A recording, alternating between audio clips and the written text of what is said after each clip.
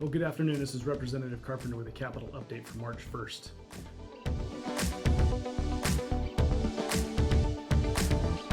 Very exciting week, and I thought I would tell you about some of the things we've got going on and what's going on next week. So first off, we've been doing finance subcommittees, and we should be closing those subcommittees out here this next week. I sit on the DMVA, Department of Military and Veterans Affairs subcommittee, and we already closed that one out. Of special note, the governor was asking for some additional funding for the Alaska State Defense Force, and I don't think that in our current budget situation that we really needed to grow that part of the budget, and so I opposed that funding increase. Department of Administration, Fish and Game, and Law and Courts are the other budget subcommittees that I sit on, and we will close those out here this next week. We're supposed to have HJR 7 on the floor today. HJR 7 is the constitutional amendment to protect the permanent fund dividend.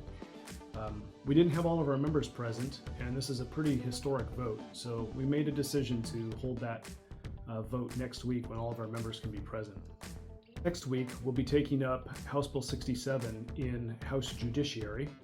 House Bill 67 is a victims' rights bill, and I will be offering an amendment to that bill with improvements to our grand jury system. That is an important thing for victims because our grand juries have not been fully functioning the way that they should have been.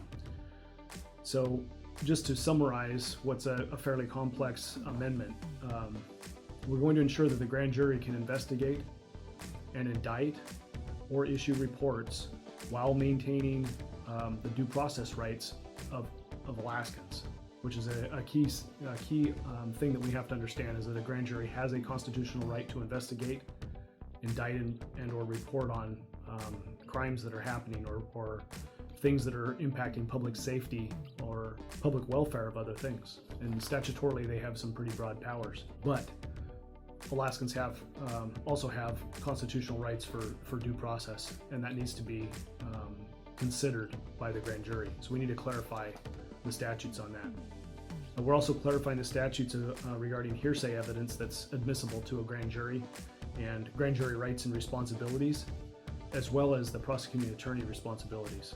We will be repealing certain court rules of criminal procedure that impact the grand jury. And finally, we'll be making questioning a grand juror or obstructing a grand jury a Class A misdemeanor to put some teeth into that provision. So that's coming up in House Judiciary. I've communicated with the governor's office, his legislative office.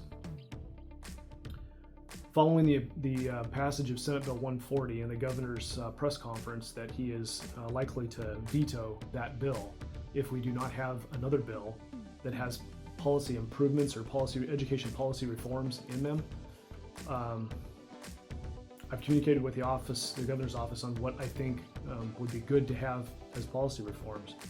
I think it's really important for the quality of our education for parents to have improved control of our school policies, curriculum choices, leadership of our schools, and the budget decisions that are happening within the schools. I think that we need to ensure that our charter schools have equal access to busing for our students. The governor has asked for some additional funds for targeted teacher retention bonuses to improve the recruiting and retention of teachers. And I support that because I think bonuses or increased pay is a very sought after way. It's a very effective way of recruiting and retention. And I'm also promoting the ability of teachers to opt into the Alaska's retirement system, also known as a portion of it is known as the supplemental benefit system. And that would be in lieu of opting into a Social Security plan. Right now, most of our teachers don't have Social Security, as most employees do. The state offers a SBS program that is in lieu of the Social Security program, and I think it's actually a better program and would be better for employees than Social Security. So I'm hoping that can be part of the plan moving forward. And as this conversation goes on, I'll keep you updated on what we're looking for and how it's looking. Next week, Thursday, March 7th at 8 a.m. in the Community and Regional Affairs Committee, bill that I sponsored, House Bill 317, which is farm use lands and structures tax exemption, will be heard. And the purpose of this bill is to help to alleviate the burden, property tax burden on farms, to make them easier to grow and get established within Alaska. Food sustainability is a issue that's facing all Alaskans, and especially when we've got problems that happen globally that cause disruptions to our food supply. We really need to do something to incentivize local food production. So this bill will reduce the property tax on farm structures for all Alaskans, not just businesses, not just corporate interests, but for all Alaskans. And if your local municipality doesn't have a property tax exemption, it will require the municipality to put it forward to the voters the next election as to whether they want to see a partial or full property tax exemption for structures and farm land. So that'll be really important moving forward. Next week, Thursday, March 7th at 8 a.m., we'll start that discussion. And then next week, we're going to take up a variety of PFD statute proposals in Ways and Means. That'll be Wednesday, March 6th at 6 p.m.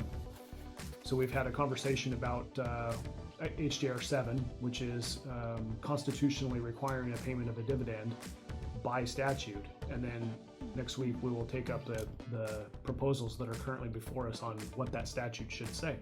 So this is in keeping with the fiscal policy working group of a few years ago.